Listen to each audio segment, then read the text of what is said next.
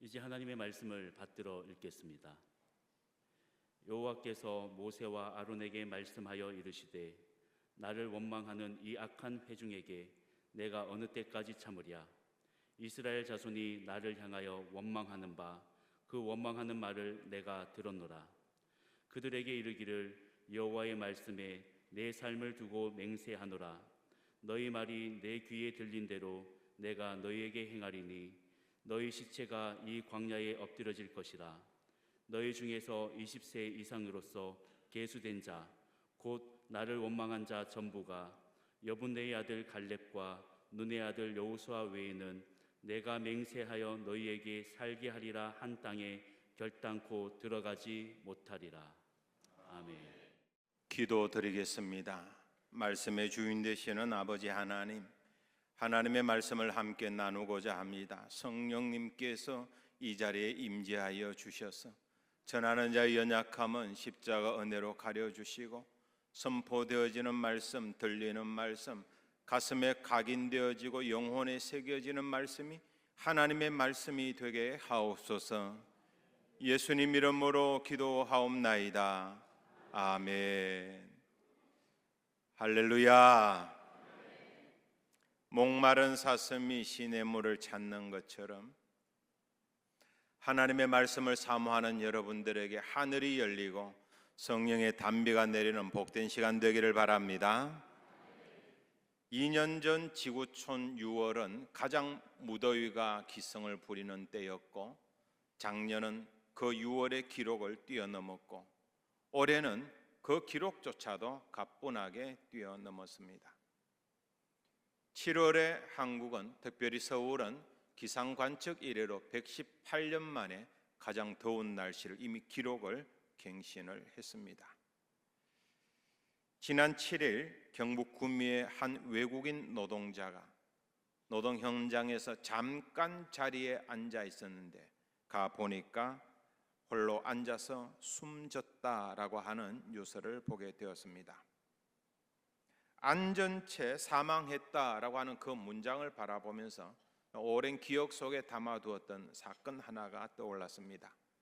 1995년 미국 시카고에 역시 무더위가 폭염이 기승을 부렸는데 딱 일주일 만에 739명이 죽었습니다. 이 사건을 뉴욕대에 있는 에릭 클라이넨버그라고 하는 교수님이 추적 관찰했고 폭염 사회 속에서 왜 그들은 죽었을까? 어떻게 죽었을까? 사회적인 구조와 폭염과 그리고 죽어가는 사람들의 상관관계는 뭘까? 이 보고서를 작성한 게 폭염 사회라고 하는 책이었습니다. 이 책에서 그는 이야기합니다.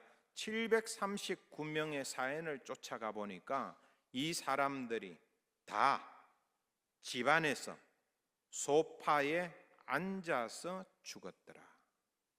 그리고 대부분이 빈곤층, 가난한 사람들이었다 하는 겁니다. 우리는 날씨가 폭염이고 너무 덥다고 하면 밖에 나가지 말라고 이야기합니다. 밖에 나가다가 큰일 난다라고, 될 수 있으면 밖에 나가지 말라고 이야기합니다. 근데 전제가 있죠. 집에서 에어컨을 틀 만한 위치에 있는 사람이 하는 소리입니다. 많은 사람들 가운데 집에서 견디지 못해서 밖에 나가는 사람들도 있습니다. 이러한 시대에 우리가 눈여겨보고 한 사람의 죽음이 가져다 주는 그 찹찹한 마음, 슬픈 마음, 이 마음이 점점 더 확산되어져서 이 사회를 바라보면서 우리는 어떻게 해야 될까? 그것도 고민해 봐야 합니다. 사실 기후변화는 상당히 먼 미래의 문제로 생각을 했습니다. 근데 눈 돌아보니까 어느덧 우리 곁에 있는 현실의 문제가 되어버리고 말았고 내년은 아마 올해보다 더 더울 겁니다. 그 다음에는 또 더 덥겠죠. 이제 인류는 폭염과 함께 공존하는 지혜와 비결을 배워가야만 합니다. 이 폭염과 연관해가지고 기후변화를 논할 때 종종 인용하는 사람이 카를로 치폴라라고 하는 이탈리아 경제사학자인데 이분은 인간에 대해서 4가지 군상을 이야기했고 인간의 가장 기본적인 연구 주제 인간의 어리석음입니다. 이 인간의 어리석음이라고 하는 게 뭐냐? 인간의 어리석음이라고 하는 것은 남들은 물론이고 자신도 피해 입는 행동을 자신도 모르는 사이에 계속 반복하는 사람을 어리석은 사람이다라고 이야기를 합니다. 우리는 기후 변화라고 하는 것이 나와는 상관이 없다라고 생각을 합니다. 부정적인 눈으로 바라봅니다. 어떤 상대방이나 단체의 일로만 치부해 버리고 맙니다. 그러면서 내 작은 행동 하나하나가 온난화의 이유가 되어지고 기후 변화를 이야기하는 이유가 되어지는 행동을 계속해서 끊임없이 우리는 하고 있다라고 하는 거죠. 그래서 폭염과 함께 공존하기 위해서는, 이 숙제를 해결하기 위해서는 가장 중요한 것은 우리의 어리석음의 문제를 이겨내야 할지도 모른다라고 그렇게 카를로 치폴라는 이야기하고 있습니다.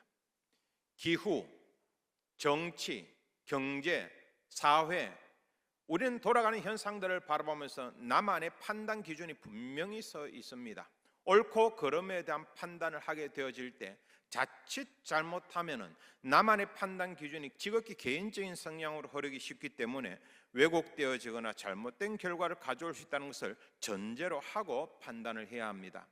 야곱이라고 하는 사람, 사랑하는 까닭에 7년을 수일처럼 여기도록 그렇게 노동하면서 일을 하면서 라헬을 얻기 위해서 열심히 노력했습니다. 드디어 결혼날이 되었습니다. 그런데 외삼촌이 라헬을 주지 않습니다. 결혼식 밤에 그가 맞이한 사람은 라헬이 아니라 그의 언니 레아였습니다. 분노합니다. 야곱은 큰 소리로 외삼촌에게 따집니다. 화를 냅니다. 정당하지 않다는 겁니다. 나와의 약속을 어겼다는 겁니다. 나를 속였다는 겁니다. 이건 내가 생각할 때 받아들일 수 없는 일이라고 분노합니다.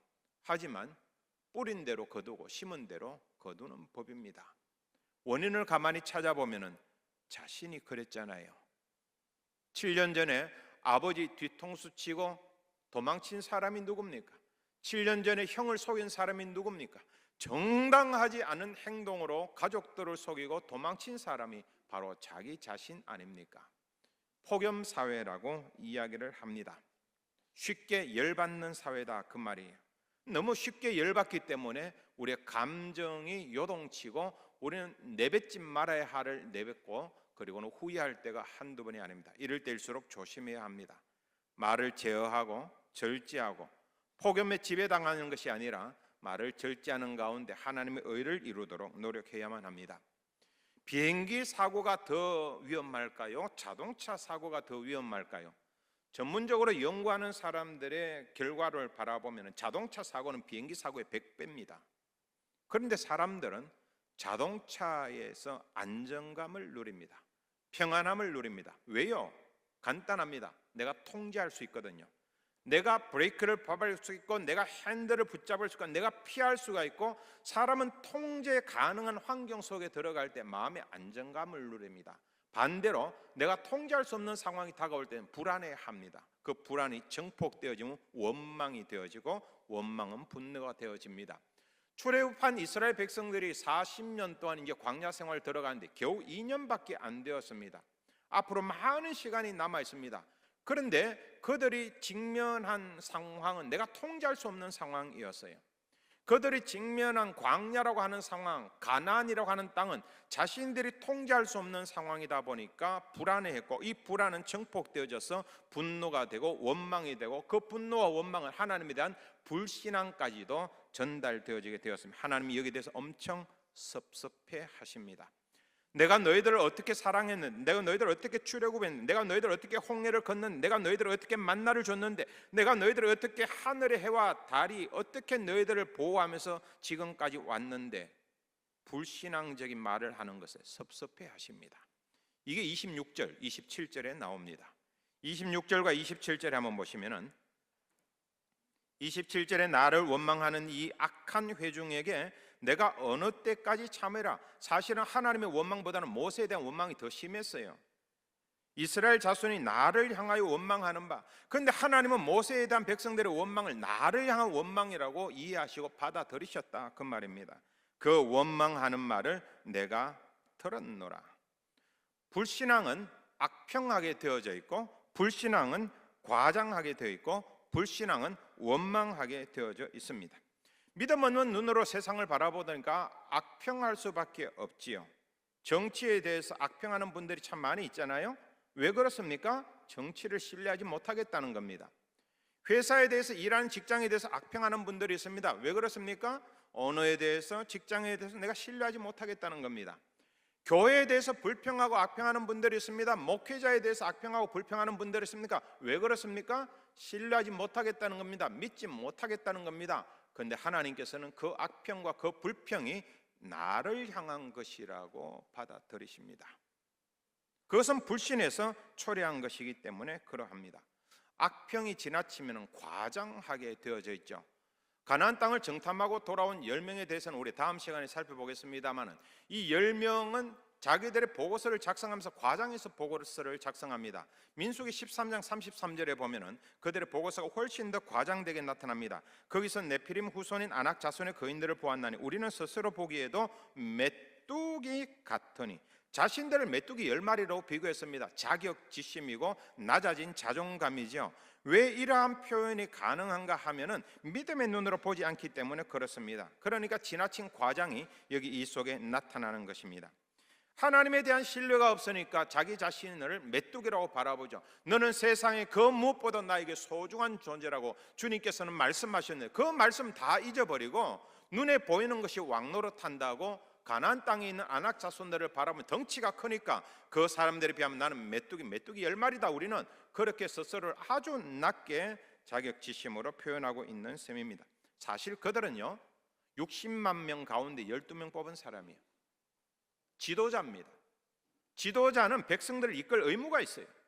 그런데 백성들을 제대로 된 길로 이끌어야 할 의무가 있는 사람들이 의무를 제대로 감당하지 못하고 불신하고 불평하고 악평하고 과장하고 원망하고 저주하니까 결국은 사람들에게 영향을 끼치게 되어지고 순식간에 사람들은 이 말에 미혹되어져 가지고 하나님을 원망하고 모세를 원망하고 심지어 회개운동이 일어납니다. 14장 3절 좀 앞부분입니다만 보게 되어지면은 이 사람들이 이제는 광야 생활 못하겠다, 이집트로 돌아가자는 운동을 하게 되어집니다. 실질적으로 여기 운동에 참여한 사람이 60만 명입니다. 그리고 그들은 노예 생활도 좋다, 이집트로 돌아가자, 하나님의 약속의 땅 믿지 못하겠다, 하나님 신뢰하지 못하겠다, 이 땅을 봐라, 이 이야기를 봐라, 이 보고서를 봐라, 신뢰하지 못하겠다, 우리는 이집트로 돌아가겠다라고 이야기를 합니다. 말이 시가 됩니다. 태초에 하나님이 천지를 창조하실 때 빛이 있으라 했더니 빛이 있었다라고 했습니다. 말이 창조의 능력이 있습니다. 하나님의 형상대로 지음받은 저와 여러분의 말도 창조의 힘이 있습니다. 긍정의 말을 하면 긍정의 결과가 나타날 것이고 불신의 말을 하게 되면 불신의 결과가 나타나게 될 것입니다. 우리가 어떻게 아이들에게 말하느냐에 따라 아이들의 인생이 바뀌어지는 놀라운 전환점도 일어나게 될 겁니다. 아이들에게 말을 함부로 하면 안 됩니다. 말하는 대로 되기 때문에 그렇습니다. 저는 여러분들이 이 폭염, 더위에 함부로 말하지 아니하고 부정적인 말을 하지 않고 믿음 없는 사람처럼 말하지 아니하고 불신의 말을 하지 아니하고 긍정의 말을, 믿음의 말을 하는 여러분 되시기를 주님의 이름으로 간절히 소원합니다. 하나님은 신앙의 말을 하는 사람들, 믿음의 말을 하는 사람들을 외면하지 않습니다. 그래서 예레미야 33장 3절에 보면 너는 내게 부르짖으라, 내가 내게 응답하겠고 내가 알지 못하는 크고 은밀한 일을 내게 보이리라고 분명히 말씀하십니다. 부르짖는 사람들, 부르짖어 기도하는 사람들에게 하나님께서는 역사하신다는 것을 저는 믿습니다. 여러분 믿습니까? 하나님 반드시 응답하시고 반드시 들으시고 반드시 역사하신다는 것을 믿습니까? 그렇다면은 예레미야 33장 3절을 세 개의 카테고리로 나눠가지고 제가 선포할 때 여러분들도 믿음을 담아서 크게 아멘으로 표현해 주기 바랍니다. 너는 내게 부르짖어라, 내가 내게 응답하겠고 내가 알지 못하는 크고 엄밀한 일을 내게 보이리라. 믿음대로 되기를 바랍니다. 말한 대로 되기를 바랍니다. 하나님께서는 믿음대로 말한 대로 반드시 이루어준다고 우리에게 약속해 주셨어요. 저는 어릴 적부터 자전거를 탔기 때문에 자전거 제법 잘 탑니다. 근데 제 처는 자전거를 배우지 못해가지고 성인이 되어서 독일에 가서야 자전거를 배웠습니다. 워낙 훌륭한 교관이 있다 보니까 뭐 아주 훌륭하게 잘 습득을 하고 자전거를 잘 타죠. 제가 있었던 하노버시는 이 도심지가 있으면 중간에 큰 숲 하나가 있습니다. 저기 앞에 있는 것이 그 숲인데 아일랜드 리드라고 하는 숲입니다. 이 아일랜드 리드라고 하는 이 숲은 원래 제가 알기로는 한 100여 년 전에 한 분이 이것을 기증을 할 때에 조건을 달았습니다. 무슨 일이 있어도 이 숲의 나무는 베지 마라, 개발하지 마라, 그리고 보존을 해라. 그래서 그 약속대로 그대로 유지되고 유럽에서 가장 큰 숲 가운데 하나로 하노바인 도심지의 저 숲이 보입니다. 저 숲 제일 아래쪽에 보시면 하얀 건물 하나가 있습니다. 저게 하노바 무지크호chschulle입니다. 하노바 음대 건물입니다. 저희 집은 저기에서 대각선 쪽으로 저기 숲 건너편에 있었기 때문에 제가 학교를 가려면은 자전거를 타고 이 숲 안에 들어가가지고 30분을 타고 가야만 합니다. 얼마나 잘 되어져 있는지요. 100년 전에 표지석이 아직도 남아 있습니다. 자전거 도로라고 되어 있습니다.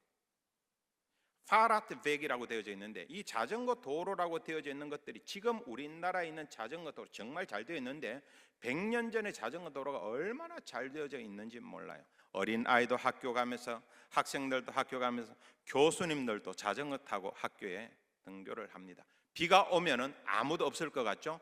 비가 오면은 알록달록한 비옷을 입고 자전거 타고 학교 갑니다. 저는 그 교수님들이 자전거 타고 등에다가 이렇게 악기를 메고 학교 가는 모습 보면 너무 놀랐어요. 깜짝 놀랐어요.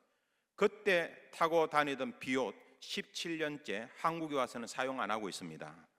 한국에서는 비옷 입고 타는 게 없더라고요. 비 오면 안 나가지 비를 맞으면서 자전거 타는 사람은 없더라고요. 근데 이 100년 된 도로에서 큰 숲속에서 자전거를 배웠으니까 제가 얼마나 자전거를 잘 타겠습니까? 근데 제가 그때 속이 다 썩었습니다. 왜 부인에게는 운전대를 안 가르쳐 주는지 그 말을 그때 알았습니다. 그때 속이 타가지고 얼굴이 지금도 새카매요. 자전거는 안 넘어지려고 하면은 할수록 넘어집니다. 아예 마음을 다르게 먹어야 돼요. 넘어진다, 당연히 넘어진다. 그런데 또 일어서야지. 또 넘어지면 또 일어서. 그러면 넘어지는 횟수가 조금씩 적게 돼요. 그러다 보면은 자전거를 세울 수가 있습니다.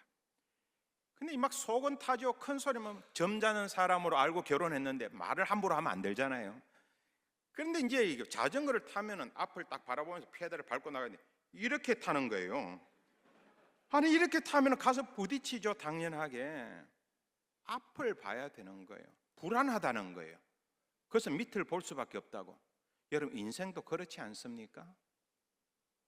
내가 불안하니까 내가 보이는 현실이 너무나도 염려가 되니까 자꾸만 밑만 보는 거예요. 하나님께서는 눈을 들어서 앞을 보라고 해요. 너 불안해도 염려가 되어도 신앙은 앞을 바라보고 하나님께서 약속하신 그 땅을 향해서 바라보고 가는 것, 이게 믿음이고 이게 신앙이라는 거예요. 이스라엘 백성들이 광야 생활을 합니다. 불안합니다. 염려합니다. 그래 앞만 바라보고 밑만 바라보고 가는 거예요. 이게 하나님께서 보실 때 너무 답답한 거예요. 하나님이 작업하십니다. 하나님이 일하십니다. 하나님이 간섭하십니다. 창세기 보면 요셉이라고 하는 사람이 나타나는 너무 힘겹게 어렵게 인생을 살아 41장에 들어가면 대변환이 일어나게 터닝 포인트가 나타나게 되는데 41장이 뭐로 시작하느냐 하면은 이집트의 파라오 왕이 꿈을 꾸는 장면으로 시작합니다. 7년의 풍년의 꿈, 7년의 흉년의 꿈입니다. 하나님이 꿈속에서 일하시는 거죠. 그 꿈을 통해 가지고 요셉이라고 하는 사람을 새롭게 변화시키는 모습이 거기에 나타나게 됩니다. 하나님께서 일하시는 장면은 곳곳에 있습니다. 요나, 예측 불가한 사람, 이기적인 신앙의 대표인 사람, 나만 잘났다라고 생각하는 사람, 다른 사람에 대한 사랑을 실천하지 않는 사람, 그 요나를 깨우치고 가르치기 위해서 요나서가 작성이 되어집니다. 요나의 잘못된 인식을 고치기 위해서 하나님께서는 바닷속에 큰 물고기를 준비하십니다. 그리고 하루 만에 자라는 박능쿨을 준비하십니다. 뜨거운 동풍을 준비하십니다. 하루 만에 죽어버리는 벌레까지도 준비하시면, 그 모든 준비가 하나님의 역사 속의 개입이고 하나님의 간섭이고 하나님의 일하심인, 왜? 무엇 때문에? 요나가 바른 신앙을 갖도록 하기 위해서. 저와 여러분도 마찬가지입니다.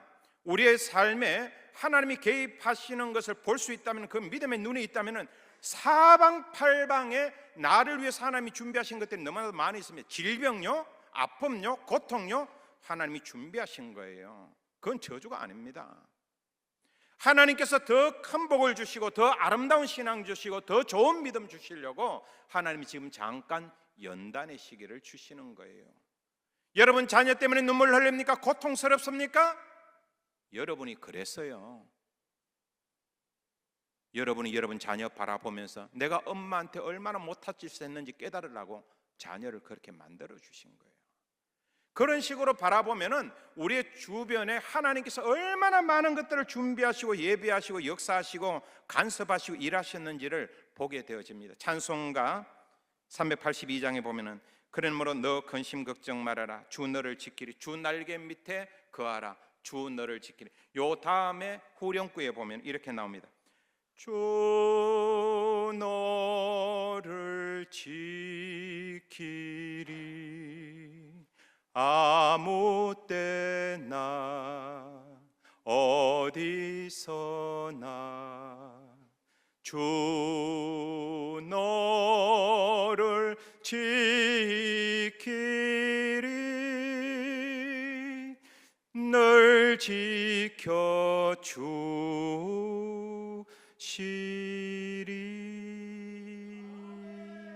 하나님이 지켜주십니다. 아무 때나 어디서나 지켜주십니다. 말씀대로 지켜주십니다. 그걸 바라보는 것이 믿음이라면 그 믿음의 눈이 저와 여러분에게 있기를 바랍니다. 홍해를 건너서 가나안을 향해서 가는 사람들이 가나안 땅이 두려우니까 12명의 정탐꾼을 보내서 정탐하게 합니다. 보고서를 받아들입니다. 10명의 사람이 부정적인 보고를 합니다. 너무너무 큰 사람들이 그곳에 있습니다. 우린 끝났습니다. 그들에 비하면 우리는 메뚜기입니다 라고 말한 게 사람들이 아이고 한숨 쉽니다. 딱 2명 여호수아와 갈렙이 긍정적인 보고를 합니다. 아닙니다. 그들은 우리의 밥입니다. 우린 이길 수가 있고 우리는 승리할 수 있습니다. 하나님이 밥상 다 차려놓으셨습니다. 이젠 숟가락 들고 먹기만 하면 됩니다.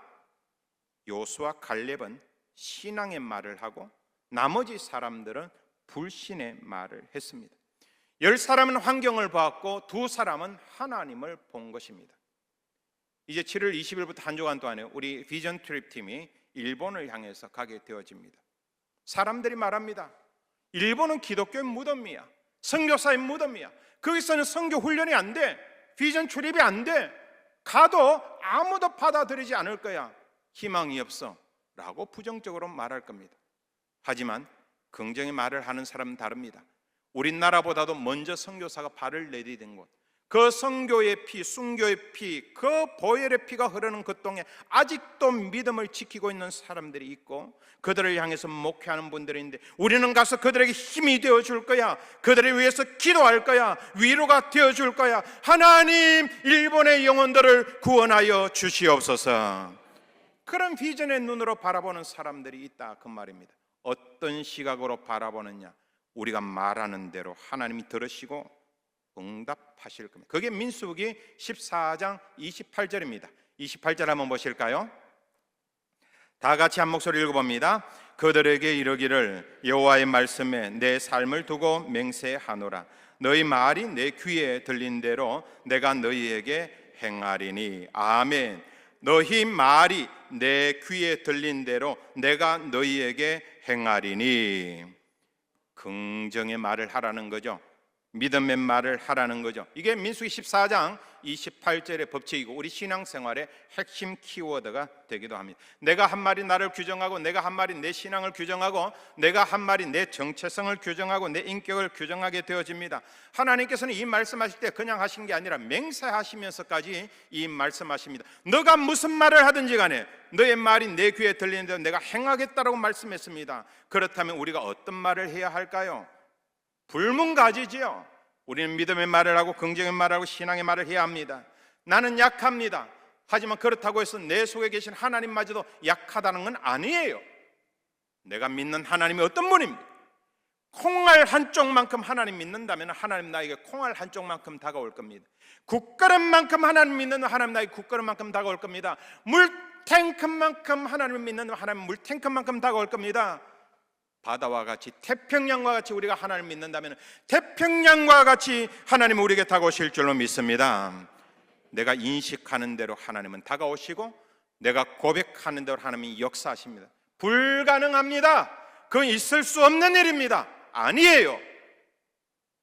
여러분의 보는 눈으로 하나님의 영역을 제약하지 마십시오. 하나님은 작은 분이 아닙니다.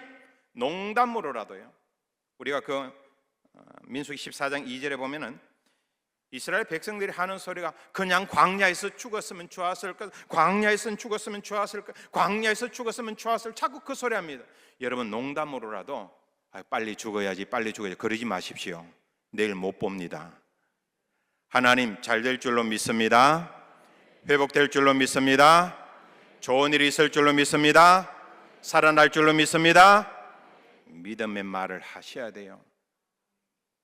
내 말이 내 귀에 들리는 대로 내가 행하겠다고 하셨잖아요. 민수기 14장 28절의 법칙을 오늘 제가 선포할 때 여러분은 아멘으로 여러분의 신앙과 결단과 고백을 담아서 표현해 주시기 바랍니다. 너희 말이 내 귀에 들리는 대로 내가 너희에게 행하리라. 예수의 이름으로 명하노니 어둠의 세력은 물러갈지어다, 질병의 세력은 물러갈지어다, 의심의 세력은 물러갈지어다, 믿음대로 될지어다, 말한 대로 될지어다.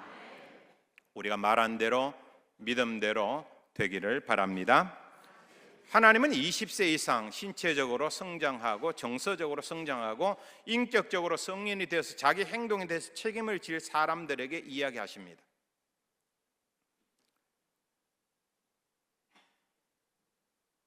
불신의 말을 하는 사람들은 불신의 말대로 광야에서 죽을 것이다. 이게 29절이에요. 30절에 보면은 신앙의 말을 하는 사람은 신앙의 말대로 약속의 땅에 들어갈 것이다. 여호수아 갈렙 30절에 나타납니다. 그러면 우리가 불신의 말을 하느냐 신앙의 말을 하느냐에 따라 가지고 결과가 완전히 달라지는 거예요. 꽃은 예쁩니다. 그림 속의 꽃은 예쁘지만 향기는 없어요. 하나님이 왜 요셉의 삶에 간섭하시고 하나님이 왜 요나의 삶에 간섭하시고 하나님이 왜 여호수아 갈렙의 삶에 간섭하시고 하나님이 왜 저와 여러분의 삶에 간섭하시는 겁니까? 참 믿음, 향기 나는 믿음을 소유하는 사람이 되도록 만들어가기 위해서 그러신 거예요. 그러기 위해서 때론 아픔도 주시고 때론 눈물도 주시고 때론 고통도 주시는 겁니다. 하지만 그 모든 환경을 통하여서 우리가 믿음의 말을 할 수가 있고 신앙의 말을 할 수만 있다면 하나님의 일은 성공하신 거예요.